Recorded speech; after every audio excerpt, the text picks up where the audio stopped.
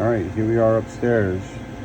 I just cycled on the upstairs unit. You can see the heartbeat, and I'm gonna check the gas valve because it's the same unit and I have the same setup. So I took the negative.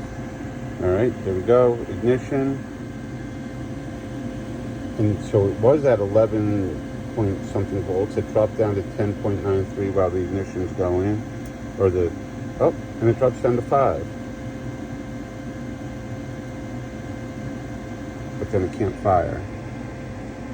And then we got, because I have it unplugged, we have a 1. 1, 2, 3, 4, 5, 6. So 6 flashes with the plug pulled out, and we're at 11 volts with nothing going on.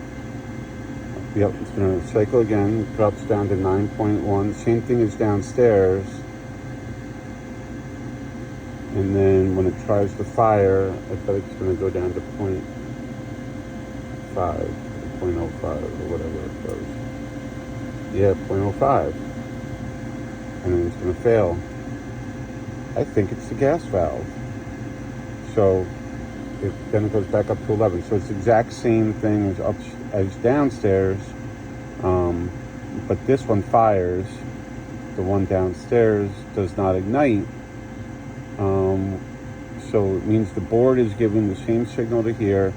This furnace is functional, so it's the gas valve. All right.